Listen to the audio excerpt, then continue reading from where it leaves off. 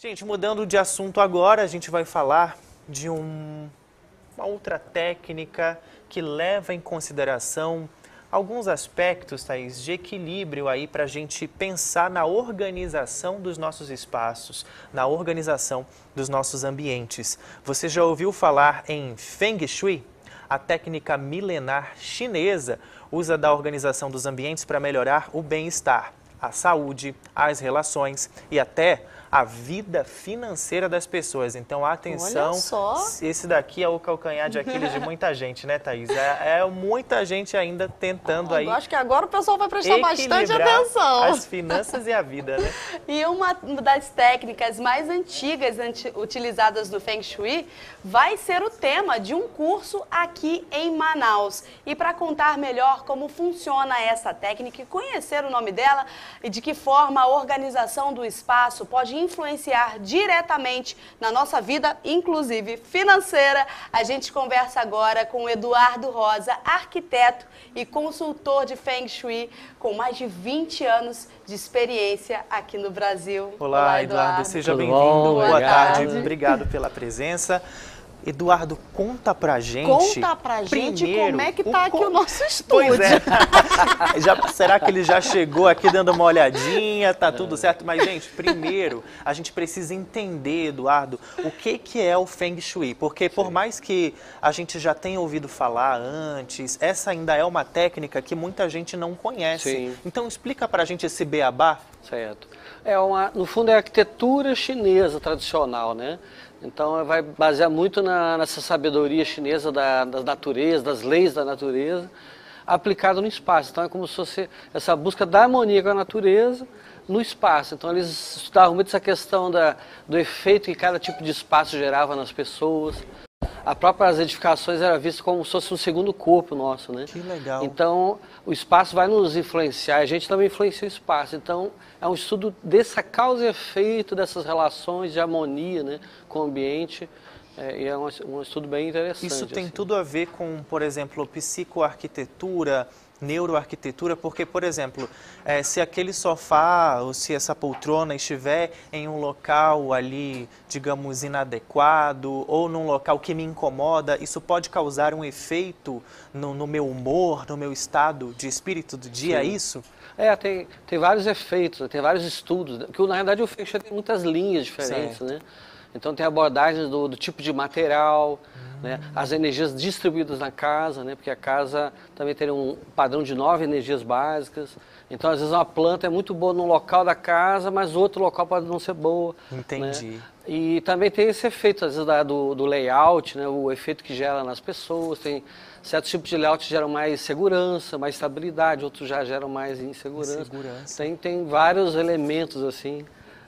E Eduardo, quando a gente chega em casa, o que a gente quer, além do conforto, é um ambiente, né, tranquilo para relaxar, descansar. Pra ter paz, né? E aí essa técnica ela pode ajudar com que as pessoas organizem a sua casa de uma melhor forma para encontrar essa paz, esse equilíbrio. No fundo esse é o objetivo, né? Porque é parte desse conhecimento, né?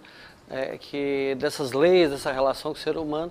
Então todo o objetivo do Feng Shui é gerar esse ambiente que nos recarrega energeticamente, que a gente se sinta acolhido, né, que nos renove, né? Então o objetivo é esse mesmo que você está falando, né? Então, essa é a ideia, né? A questão, eu já ouvi muito falar da questão do espelho, da onde o espelho pode ficar dentro da casa. Por exemplo, na frente de porta, falam que não pode colocar o espelho. Eu queria que você explicasse um pouco pra gente sobre essa relação do espelho com a nossa moradia, o que pode, né, ocasionar, de trazer pra gente. O espelho tem várias características, né? Tem que saber como usar ele, né? Então, às vezes, por exemplo, na porta de fora da casa, tem algumas linhas do Feng Shui que põem um espelho baguá na porta, né? Mas, só que o espelho, como ele reflete, assim como reflete a luz, né? Também essa energia que está entrando na casa parte é refletida. Então, por isso que não costuma botar na porta, porque fica um pouquinho mais, entra menos energia. E o espelho também tem que ter uma certa atenção, que ele costuma afetar muito o nosso sono. Então, quando a gente está dormindo com o espelho refletindo diretamente a gente, isso afeta muito assim, a qualidade do sono. Olha Assim, só. porque o espelho ele dinamiza a energia ali. Quando a gente está dormindo, está muito suscetível, aberta a energia do ambiente. Então é bom tapar ou virar esse espelho para o outro lado, isso já gera um bom efeito. E tem várias outras qualidades, assim, né? Bem rico o espelho. Que pode ser bom, pode ser ruim, tem que saber sempre usar, né? No Feng Shui sempre tem isso, né? Nada é bom em si.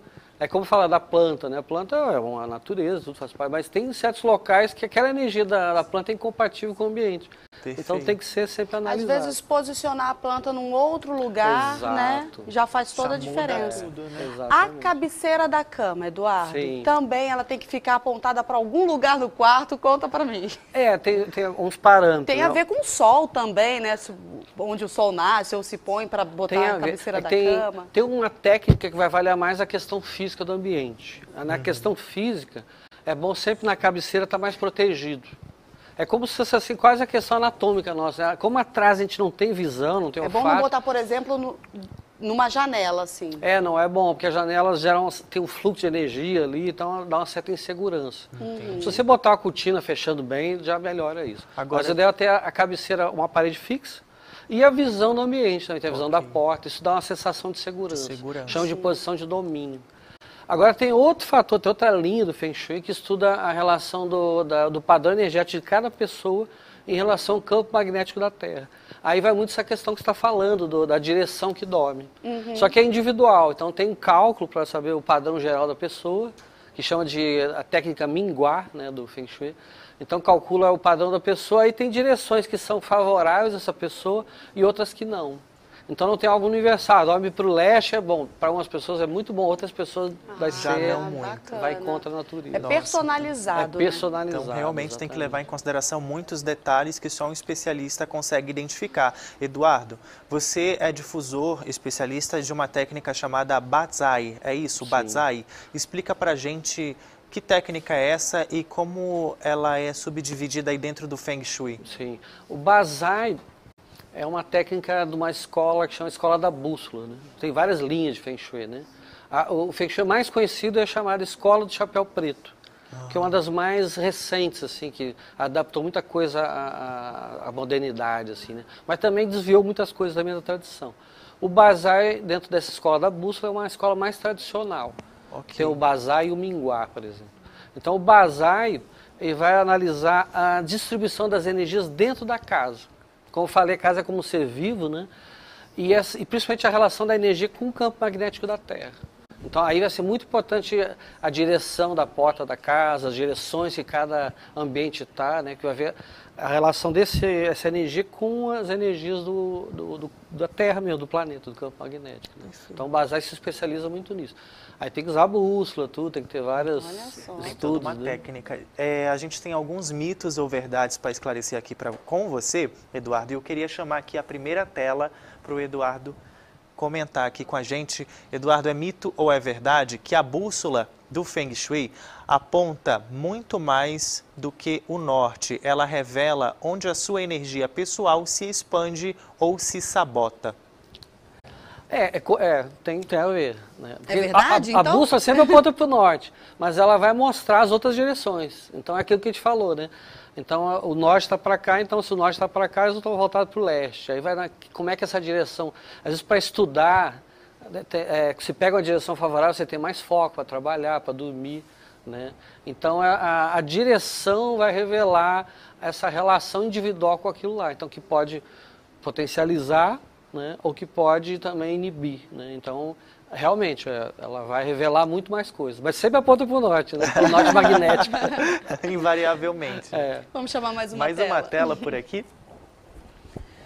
Eduardo, é mito ou verdade que se a sua cama estiver voltada para a direção errada, nem o melhor colchão do mundo trará descanso verdadeiro? Em geral sim, claro que cada pessoa reage diferente, mas às vezes o fato de você estar na direção favorável à sua e estar na desfavorável faz muita diferença. Tem gente que às vezes tem insônia há muitos anos e quando a gente vai verificar e reposiciona, passa na hora, porque é claro que o problema do sono tem muitos fatores, mas às vezes aquele era o problema que estava pegando. Né? E outras já não são tão sensíveis, às vezes ela sai de uma direção ruim para uma boa, ela com o tempo vai sentindo alguma diferença, né? Mas realmente essa direção faz muita diferença, né? Eduardo, mas a percepção varia, né? Eu já ouvi falar, por exemplo, que não se deve colocar a cabeceira da cama virada para uma parede de um banheiro, por exemplo, sim, porque tem a questão ali do encanamento de esgoto, tudo isso. É verdade? Assim, o pessoal... a cabeceira no banheiro é ruim, como você está falando, se tiver a tubulação naquela parede, que a gente chama de parede hidráulica. Então, se eu estou com a cabeceira aqui nessa parede e tem a tubulação hidráulica, sanitária... Da pia ou da qualquer um, que na realidade ali, né, tem um certo campo eletromagnético, que se tiver a cabeça próxima. Entendi. Agora, se for a parede oposta, que não tem problema. Mas porque tem muito isso no Feng Shui, algumas linhas falam isso, no banheiro como um todo. O banheiro inteiro. O banheiro tem uma energia, né? Realmente é uma energia já de final de ciclo, mas a parede separa. Então o problema é a tubulação, não é o banheiro em si. Né? Assim como também tem a questão da flecha envenenada, que é quando você coloca, por exemplo, a sua cama embaixo de uma janela e tem ali do outro lado uma porta que passa um fluxo da porta para a janela também. Isso sim. O flecha envenenada seria isso? Não, é um pouco diferente. Essa é um fluxo forte de energia que às vezes agita muita pessoa. Quando alinha a porta, é como o vento, você abre a porta e a janela surge um fluxo de vento. Entendi. Então tem esse fluxo também que é mais forte, que para dormir é muito ruim, atrapalha. Agora a seta venenosa, né, ou envenenada, você falou, tem a ver com a quina. Então, quando forma uma quina na parede, assim, a gente tivesse uma quina aqui, ela vai gerar tipo uma resultante, assim, meio forte ali. Então, quando a gente está trabalhando com uma quina apontada para a gente, ou dormindo, isso costuma afetar a qualidade do sono, o desempenho de trabalho, né? Inclusive, tem na própria neuroarquitetura, que é outra abordagem muito diferente do Feng Shui, eles falam também da quina, só que é um efeito mais na mente humana, que vê como algo que pode machucar, né? No Feng Shui é mais uma questão energética, mas é o mesmo, os dois têm um efeito semelhante, em abordagens diferentes. Entendi. Eduardo, aqui a gente está falando mais de quarto, né, de casa, mas numa empresa, numa loja, né, no mercadinho, de repente, o Feng Shui também ele pode ser utilizado para harmonizar esses locais? Porque o Feng Shui, isso é interessante essa pergunta, porque no fundo, o Feng Shui é espaço. Então você pode usar em urbanismo, né, o planejamento regional de um país, pode ser paisagismo, né, e arquitetura como um todo. Então, tanto faz, pode ser loja, casa, escritório, né? Então, todo espaço tem uma energia específica. Até os espaços externos, a cidade tem um padrão geral, né? Então, na China antiga, trabalhava muito essa questão muito ampla, né? Só que na prática, a gente trabalha mais em espaço interior, assim, ou também trabalha com paisagismo, alguma coisa. Então, pode sim.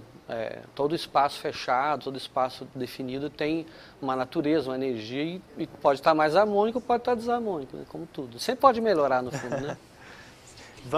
Vamos para mais uma tela? Aí a gente já continua aqui a conversa, porque senão a gente não consegue chamar os mitos aqui, mito ou verdade. Tem muitos mitos, né? Se a sua cama estiver... Opa, essa aqui. O Feng Shui é só sobre decoração e colocar um sapo de 3 pernas na porta. Essa nem eu conheci. O que seria isso? Um sapo de 3 pernas? Eu nunca ouvi falar em sapo de 3 pernas. Gente, isso aqui pegou a gente de surpresa completamente. Não, mas deve ser alguma coisa relacionada a superstições, né? É porque falam, como o Feng Shui se popularizou muito, eu uso de tudo. Né? Por isso que tem que ir a tradição mais profunda, né?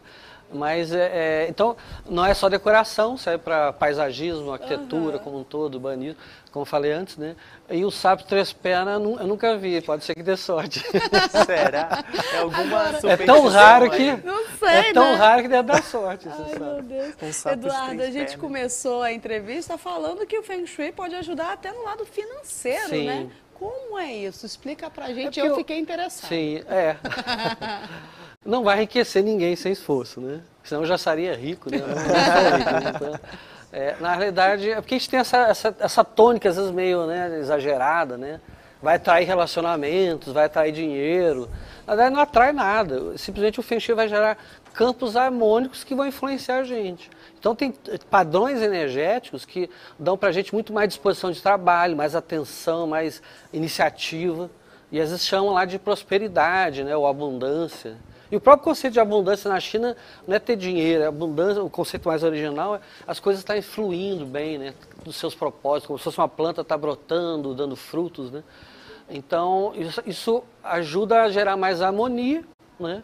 E mais disposição, que se você usar bem feito, pode dar mais dinheiro, mas não vai trazer o dinheiro em si, né? Senão... É um conjunto, né, Não Eduardo? trabalha não, né? Não trabalha não para ver. Não. Ou então seja herdeiro, né? Eduardo, conta um pouquinho pra gente desse curso, dessa oficina, workshop que você vai oferecer aqui em Manaus, que é por isso que você está aqui, Sim. inclusive, porque quem se interessou bastante ou quer entender mais desse assunto que a gente está conversando aqui, você tem um convite para fazer, né? Sim. Pois é, a gente vai estar dando esse curso de Feng Shui, vai ser uma técnica específica, é uma aplicação do Bagua, que a gente chama, né? Então é uma das técnicas para avaliar a energia do ambiente da casa. É uma das técnicas mais simples, digamos assim, mas é que ela é muito importante para a gente, já é muito aplicável, já dá resultados muito bons, e ela é muito boa para depois aprofundar, né? Então você começa, já dá para entender o espaço, aplicar, harmonizar, e depois para aprender técnicas mais avançadas você já tem uma base muito boa. Então eu gosto de dar esse curso como uma introdução, assim, né? Então, entendi. E vai ser quando aqui em Manaus? Vai ser no sábado. Sábado agora. Às 9 da manhã, lá na sede da Nova Acrópole de Manaus, né? Ok. É Rua Teresina 75, em Adrianópolis. Sim, no bairro Que eu Adrianópolis. decorei agora esse endereço.